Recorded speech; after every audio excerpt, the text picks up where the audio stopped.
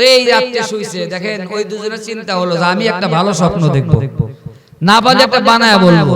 আর মুসলিম যে তার চিন্তা হলো কি স্বপ্ন কিসের দেখা, আগে রুটি খায় নয় যাওয়াই হবে। দেখছেন রাতে ঘুমের ঘরে আলহামদুলিল্লাহ স্বপ্নে কি দেখবো, আর ওরা দুজন ঘুমাইছে, ইচ্ছা করে ওরা আরো ঘুমের চেষ্টা করতেছে যে স্বপ্ন তো দেখতেই হবে। আর মুসলিম উনি ঘুমান বাদ দিয়ে জাগনা রয়েছে, এরা ঘুমায় শেষ, উনি রুটি খাওয়া শেষ, রুটি খাওয়া শুয়ে পড়ছে। সকালবেলা স্বপ্নের কথা বলা শুরু করছে। মুসলিম চালাক বেশি কয় তোরা আগে কয় আমারটা পরে। দেখছেন ওদের এতটুকু বিশ্বাস আছে যে আমি যেটা বলবো সেটাই ঠিক, এই চালাকি করবে না কেউ, মনটা তো ফ্রেশ আছে ওদের। কিন্তু মুসলিমের চালাকি কি আমি পরে বলবো। দেখছেন পরে বলতে গেলে কি হয়, ঝামেলা হয়। সকালবেলা একই অবস্থা, ওই যে আপনাদের তো কথায় কথা আসে, অনেক রাগ করতেছেন নাকি? মানুষ আসবে ইনশাআল্লাহ। আমি হাদিসটা পড়ছি, ভারতবর্ষে যখন আমাদের বাংলাদেশটাও ভারতবর্ষ ছিল, ভারতবর্ষ যখন ছিল তখন ইয়াহিয়া কান্দলবি রাহমাতুল্লাহ আলাইহি নাম শুনেন নাই? তাবলীগ জামাতের যিনি কি বলে প্রণয়ন দাতা, আল্লাহর বান্দা, হক্কানি আলেম ছিলেন, বড় বুজুর্গ ব্যক্তি ছিলেন। তার সময়ে মুসলমান এবং হিন্দুদের সাথে ঝগড়া হতে একটা জায়গা দিয়ে, হতে পারে বর্তমান যুগের বাবরি মসজিদের যে জায়গা সেটাও হতে পারে, জায়গা ছিল অনেক বড় জায়গা। তো সেই জায়গা নিয়ে যখন কন্দল শুরু হয়, গ্যাঞ্জাম শুরু হয়, এই যে বর্তমান কেমন আওয়ামী লীগরা সাইনবোর্ড টানায়, বিএনপি এসে ভাঙে, বিএনপি টানায় হয়তো জামাত ভাঙে, জামাত দাওয়াত দেওয়ার গেলে অ্যাটাক করে, এরকম আছে না? সেই সময় এরকম ছিল। তো এই জমিনে এত মারামারি হানাহানি শুরু হলো যে মুসলমানদের উপর অত্যাচার আসে, আবার মুসলমানরা সুযোগ পেলে হিন্দুদের উপরে অত্যাচার করে। এই জায়গায় না বিবাদ বাজে। এক পর্যায়ে এমন হলো, বিশাল 300 একর জায়গা, বুঝেন না, বিশাল জায়গা। মুসলমানরা যায় রাত্রিবেলা কয়েকটা খুঁটি গাইরা মসজিদ একটা বানা হালায়, পরের দিন হিন্দুরা দলবদ্ধ ভাইঙ্গা ওখানে মন্দিরের ব্যানার টানা। এইভাবে যখন গ্যাঞ্জাম শুরু হলো, তখন মুসলমানদের চাইতে হিন্দুদের ভিতরে যারা বুদ্ধিজীবী তারা চিন্তা করলো এইভাবে তো আমরা একে অপরে মারামারি করতে করতে শেষ হয়ে যাব।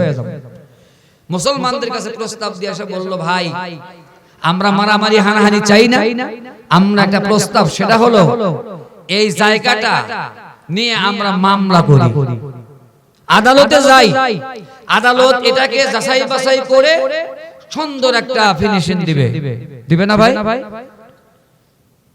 মুসলমানরা মেনে নিল, মামলা করা হলো।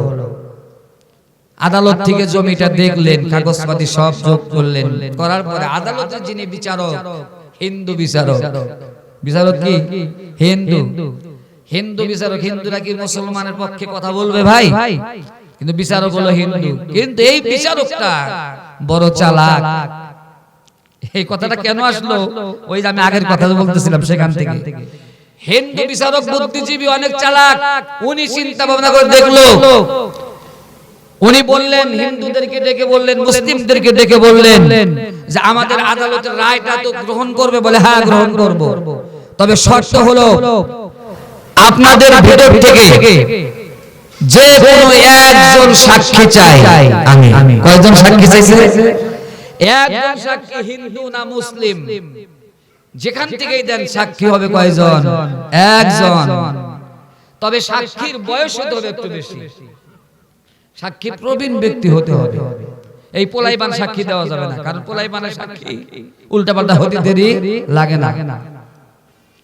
এমন কথা যখন বললেন, বিচারকের এই কথা শুনে হিন্দুরা সাক্ষী খুঁজতেছে, মুসলিমরাও সাক্ষী খুঁজতেছে। সাক্ষী কয়জন? একজন। মুসলিমরা সাক্ষী বের করলো একজনকে, তার নাম কি ইয়াহিয়া কান্দলবি রাহমাতুল্লাহি আলাইহি। আল্লাহু আকবার বলে।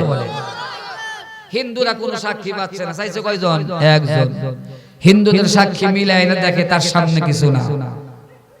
আল্লাহর বান্দাকে সাক্ষী হিন্দুরাও মানলেন, মুসলিমরাও মানলেন, ঐক্যবদ্ধ হয়ে একজন সাক্ষী আদালতে দিলেন। এখানে শিক্ষা হলো বিচারকের কি বুদ্ধি। বিচারক জানে দুজন সাক্ষী যদি আমি মানতে চাই, মুসলমান আর হিন্দুর মধ্যে এ নিয়েও গ্যাঞ্জাম করবে, বলবে একজন মুসলমান দেই, একজন হিন্দু দেই, আর দুজনের সাক্ষী দুই রকম হতে পারে। বন্ধু আমার, ভাইরা আমার, সেই সময় বিচারক, হিন্দু বিচারক, উনি মাত্র একজন সাক্ষী যখন চাইলেন, একজন সাক্ষী জোগাইতে গিয়ে আর কাউকে জোগাইলেন না, এমন একজন সাক্ষীর গ্রহণ করলেন যারা